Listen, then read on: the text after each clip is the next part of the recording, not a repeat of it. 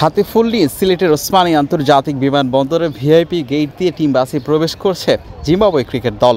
2 দিনে 2বারের মতো জিম্বাবুয়ে দলকে শুভেচ্ছা জানানো হয়। প্রথম টেস্ট খেলতেই বুধবার দুপুর 12টার দিকে সিলেটে পা রাখেন ক্রেগ আরভিনের দল। সিলেট আন্তর্জাতিক ক্রিকেট স্টেডিয়ামে প্রথম টেস্ট শুরু হচ্ছে আগামী রোববার থেকে।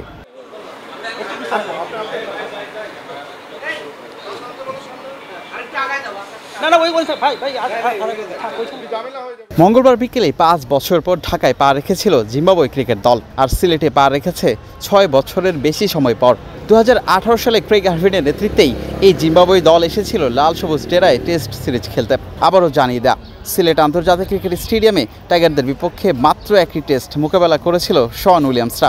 যে স্মৃতি জিম্বাবুয়ে ক্রিকেট দলকে দিতে পারে আত্মবিশ্বাস। সময়টা বদলেছে, কিন্তু দারুণ স্মৃতি রয়ে গেছে অতিথিদের। স্বাগতিকদের আরও একবার যন্ত্রণায় ফেলতে বদ্ধপরিকর পুরো জিম্বাবুয়ে শিবির। যে কারণেই সিলেট হতে পারে জিম্বাবুয়ে ক্রিকেট দলের জন্য অন্যতম বড় অনুপ্রেরণা। 2018 সালে নভেম্বর মাসটা ঠিকই মনে আছে জিম্বাবুয়ে ক্রিকেট দলের। 151 রানে বাংলাদেশ সেদিন হেরেছিল। সেদিন সিলেটে ছিল বাংলাদেশ দলের প্রথম টেস্ট। সেই 6 বছর আগেরও বেশি সময়ের স্মৃতি অবশ্যই মনে রাখবে, যেটা অনেকটাই আত্মবিশ্বাস দিবে জিম্বাবুয়ে ক্রিকেট দলকে। যদিও পরিসংখ্যান অন্য কথা বলছে। সবশেষ 8 বারের দেখায় বাংলাদেশ দল জিতেছে 7টি টেস্ট ম্যাচ, যেখানে এই একটি টেস্ট ম্যাচ হেরেছে জিম্বাবুয়ে দলের বিপক্ষে এই সিলেটেই। পরিসংখ্যান যেটাই বলুক, জিম্বাবুয়ে ক্রিকেট দল তাদের আত্মবিশ্বাসটা নিতে চাইবে এই জয় থেকে। আরও একটা কথা বলতে চাই, শন উইলিয়ামস, যে নামটা মনে রাখতে চাইবে বাংলাদেশ দলও, যে মানুষটা বাংলাদেশ দলের বিপক্ষে ম্যান অফ দ্য ম্যাচের পুরস্কার পেয়েছিলেন।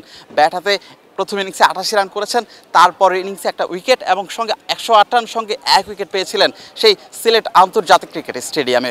সুতরাং এই সিলেট টেস্টে শন উইলিয়ামসও হতে পারেন অন্যতম বড় থ্রেট টাইগারদের জন্য।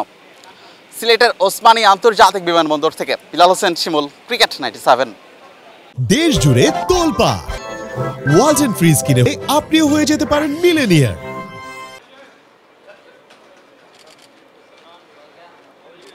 বাংলাদেশ হ্যালো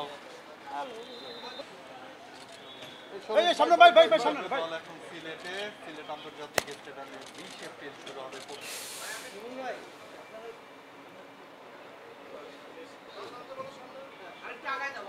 না ওই বলছে ভাই ঝামেলা হয়ে যাবে। দলের একজন মুখপাত্র কিন্তু দলের খেলোয়াড়দের ভিডিও করে নিচ্ছেন। আসলে অসাধারণ একটা মুহূর্ত জিম্বাবুয়ে ক্রিকেটের জন্য। যেই জিম্বাবুয়ে বাংলাদেশকে দমন করছে।